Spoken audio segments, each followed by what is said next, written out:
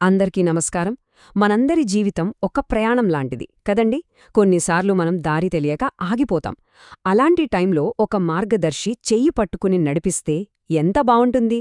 ఈరోజు మనం విశ్వాసం, కరుణ ఇంకా ఓర్పు అని 3 దీపాలను మనకందించిన షిర్డీ సాయిబాబా బోధనల సారాన్ని తెలుసుకుందాం.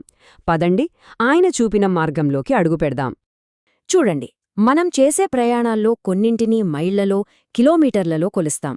కాని మరికొన్ని ప్రయాణాలుంటాయి, వాటిని మనసులోని విశ్వాసంతోనే కొలవగలం. ఎంత దూరం వెళ్లామన్నది కాదు, ఎంత బలమైన నమ్మకంతో అడుగు ముందుకు వేశామన్నదే ముఖ్యం. ఇదే భావనతో షిర్డీ సాయిబాబా మనకు చూపిన ఆ విశ్వాస మార్గంలోకి ప్రయాణిద్దాం. షిర్డీ, ఈ పేరు వినగానే ఒక ప్రశాంతత. అది కేవలం ఒక ఊరి పేరు కాదండి, అదొక ఆధ్యాత్మిక కేంద్రం, లక్షలాది మందికి ఓదార్పునిచ్చే ఒక పవిత్ర గమ్యం. మరి ఈ పుణ్యభూమి కథ ఎక్కడ మొదలైందో ఇప్పుడు తెలుసుకుందాం. కథ ఇక్కడే మొదలవుతుంది. చాలా ఏళ్ల క్రితం ఒక యువ ఫకీరు షిర్డీ అనే ఒక చిన్న గ్రామానికి వచ్చారు.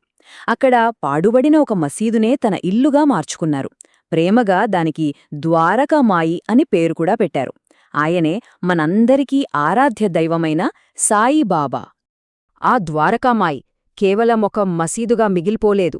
అది హిందూ ముస్లిం ఐక్యతకు సజీవ సాక్ష్యంగా నిలిచింది. బాబా ఇక్కడే ధుని అనే ఒక పవిత్రమైన అగ్నిని వెలిగించి దాని విభూతితో భక్తుల కష్టాలను, రోగాలను కూడా దూరం చేసేవారు. అందుకే ద్వారకామాయిని షిర్డీకి గుండెకాయ అంటారు.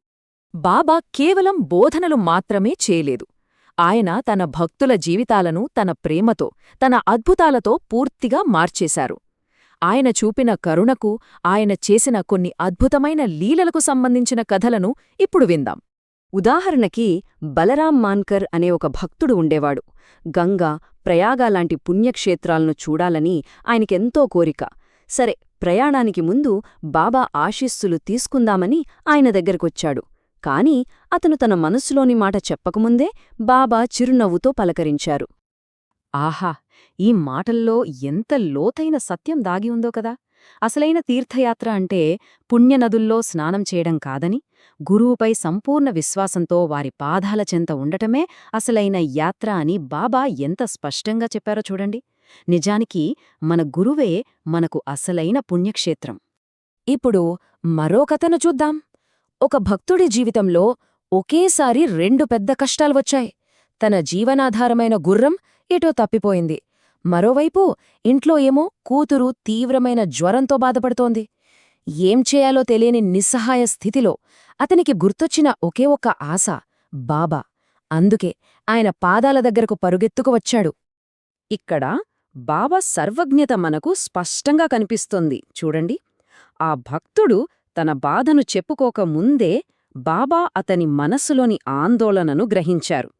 గుర్రము ఎక్కడుందో చెప్పడమే కాదు, కూతురి ఆరోగ్యం గురించి కూడా దిగులు పడొద్దని అభయమిచ్చారు. దీన్ని బట్టి అర్థమయ్యేదేంటంటే ఆయన మన ప్రార్థనలను ఎల్లప్పుడూ వింటూనే ఉంటారు. మరి ఏమైంది? అద్భుతం జరిగింది. ఆ భక్తుడు తిరిగి వెళ్లేసరికి బాబా చెప్పినట్టే గుర్రం వాగు దగ్గర కనిపించింది. ఇంటినుండి కూతురు కూడా పూర్తిగా కోలుకుందని శుభవార్త అందింది. గురువు మాటపై సంపూర్ణ నమ్మకముంచితే అద్భుతాలు జరుగుతాయని చెప్పటానికి ఇంతకన్నా మంచి ఉదాహరణ ఏముంటుంది? ఇప్పుడు మనం వినబోయే లీల అత్యంత నాటకీయమైనది. ఇది భక్తుల హృదయాలలో బాబాపై నమ్మకాన్ని శాశ్వతంగా ముద్రించిన ఒక గొప్ప సంఘటన. ఒక్కసారి కళ్ళు మూసుకుని ఆ పరిస్థితిని ఊహించుకోండి. కళ్ల ముందే ఒక చిన్నారి ఆడుకుంటూ బావిలో పడిపోయింది. అందరూ భయంతో కేకలు వేస్తూ బావి దగ్గరకు పరిగెత్తారు. కాని అక్కడ వాళ్లు చూసిన దృశ్యం నమ్మశక్యం కానిది. ఆ చిన్నారి మునగకుండా ఎవరో కనిపించని చేతులు పైకి పట్టుకున్నట్లు నీటిపై తేలుతోంది. బాబా ఎక్కడో షిర్డీలో ఉన్నా సరే తన భక్తులను కంటికి రెప్పలా ఎలా కాపాడుతారో చెప్పడానికి ఇంతకన్నా గొప్ప ఉదాహరణ అవసరం లేదు. ఈ అద్భుతమైన కథలు కేవలం వినడానికే కాదు, వీటి వెనుక మన జీవితానికి దారి చూపే ఎంతో లోతైన ఆధ్యాత్మిక పాఠాలున్నాయి. బాబా మనకిచ్చిన 2 ముఖ్యమైన సూత్రాలను ఇప్పుడు చూద్దాం. బాబా ఎప్పుడూ చెప్పే 2 ముఖ్యమైన విషయాలలో మొదటిది శ్రద్ధ, అంటే విశ్వాసం. గుర్రం కోసం వెతికిన భక్తుడు బావిలో పడిన చిన్నారి తల్లిదండ్రులు చూపించింది ఇదే. గురువు శక్తిపై, ఆయన జ్ఞానంపై సంపూర్ణమైన అచంచలమైన నమ్మకముంచడమే శ్రద్ధ. శ్రద్ధకు తోడుగా ఉండాల్సింది సబూరి, అంటే ఓర్పు. మనం కోరుకున్నది వెంటనే జరగలేదని నిరాశపడకుండా, మన గురువు సరైన సమయంలో అన్నీ చేస్తారనే నమ్మకంతో ప్రశాంతంగా వేచి ఉండటమే సబూరి. విశ్వాసం, ఓర్పు ఈ రెండూ ఒకదానికొకటి తోడుగా ఉంటాయి. సో, మనం ఈ కథల నుండి నేర్చుకున్న ముఖ్యమైన పాఠాలు ఇవి. అసలైన తీర్థయాత్ర గురువు దగ్గరే ఉంటుంది. మన భారాలన్నీ ఆయనపై ఉంచి శ్రద్ధ మరియు సబూరితో జీవిస్తే దైవిక రక్షణ మనకు ఎల్లప్పుడూ ఉంటుంది. సరే, ఈ గొప్ప పాఠాలన్నీ వినడానికి చాలా బావున్నాయి. మరి వీటిని మన రోజువారీ జీవితంలో ఎలా ఆచరణలో పెట్టాలి? దానికి ఒక సులభమైన కాని చాలా శక్తివంతమైన అభ్యాసం గురించి ఇప్పుడు తెలుసుకుందాం. శరణాగతి భావాన్ని పెంచుకోవడానికి నామజపం ఒక అద్భుతమైన మార్గం. మొదట ప్రశాంతమైన ప్రదేశంలో సౌకర్యవంతంగా కూర్చోండి. ఆ తర్వాత నెమ్మదిగా కళ్ళు మూసుకుని కొన్ని లోతైన శ్వాసలు తీసుకోండి. ఇప్పుడు మూడో దశలో ఓం సాయిరాం అనే మంత్రాన్ని మనసులో జపించడం మొదలుపెట్టండి.